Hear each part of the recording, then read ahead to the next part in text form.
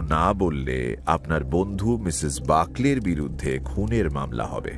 দেখুন দেখুন, আমি জানি না আপনারা কারা, আপনারা কিভাবে আমার নাম জানলেন সেটাও আমি জানি না, কিন্তু এ আপনারা কি কথা বলছেন? হ্যাঁ, যা খুশি বললেই হলো, ওনার উপর খুনের মামলা করা হবে?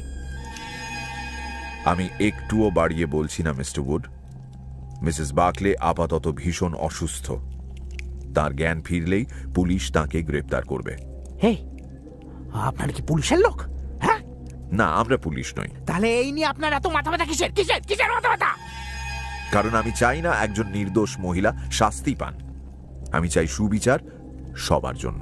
এই, আমি তো বলছি এখানে ন্যান্সির কোনো দোষ নেই। তাহলে ধরে নিচ্ছি আপনি দোষী। আমি কাউকে খুন করিনি। তাহলে কর্নেল বাকলের মৃত্যু হলো কিভাবে? ভাগ্য। ওকে খতম করেছে ওর ভাগ্য। তবে বিশ্বাস করুন, পারলে আমি নিজেই ওর গলা নামিয়ে দিতাম, এবং তাতে আমার একটুও লজ্জা হতো না।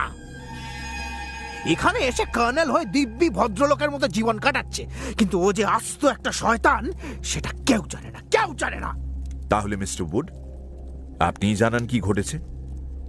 হোমসের এই কথায় হেনরি উডের মাথাটা নিচু হয়ে প্রায় বুকের সাথে মিশে গেল। আমি দেখলাম লোকটার শরীর ফুলে ফুলে উঠছে। মুখ তোলার পর দেখলাম কুতকুতে হলদে চোখে জল জমেছে।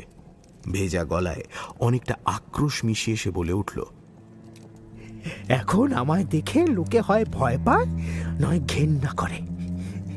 কিন্তু একটা সময় ছিল জানেন, গোটা কোম্পানিতে আমার মতো কেতা দুরুস্ত শৌখিন লোক দুটো ছিল না। তখন আমি ভারতে পোস্টেড ছিলাম, উত্তর ভারতের একটা ক্যান্টনমেন্টে। ওই নরকের পশু বার্কলে ছিল আমার কোম্পানির সার্জেন্ট। আর আমাদের আর্মি ক্যান্টনমেন্টে থাকতো ন্যান্সি ডেভয়, আমাদেরই এক সহকর্মীর মেয়ে, আমার দু চোখের মনি। কি ভাগ্য দেখুন, জীবনটা কিভাবে কাটলো আমাদের দেখুন। ওরকম মেয়ে ঈশ্বর দুটো বানায়নি। আমরা পরস্পরকে ভালোবাসতাম, খুব ভালোবাসতাম, কিন্তু বার্কলের বিষ নজর পড়লো ন্যান্সির ওপর। এদিকে ন্যান্সির বাবাও দেখলাম বার্কলেকেই বেশি পাত্তা দিচ্ছে, কারণ সে পড়াশুনো জানে, আমার মতো চালচুলোহীন নয়, ওপর মহলের পছন্দের লোক, ভবিষ্যৎ উজ্জ্বল। আপনাদের কথা বাকলে জানতো? জানতো তো বটেই, নাহলে আমার সর্বনাশ করা চক্রান্ত বাঁধল কিভাবে? ভারতে তখন সেপাই বিদ্রোহের আগুন জ্বলে উঠল। চারপাশে বিদ্রোহী সৈনিকরা ঘুরে বেড়াচ্ছে, ইংরেজদের দেখতে পেলেই কচুকাটা করছে। বিদ্রোহী সৈনিকরা আমাদের ক্যান্টনমেন্ট ঘিরে ফেলল। আমাদের শক্তি বলতে তখন গোলন্দাজ বাহিনীর কয়েকজন আর কয়েকজন শিখ সৈনিক।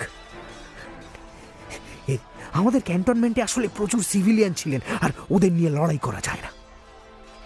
সপ্তাহ খানিক পর আমাদের জল শেষ হয়ে গেল।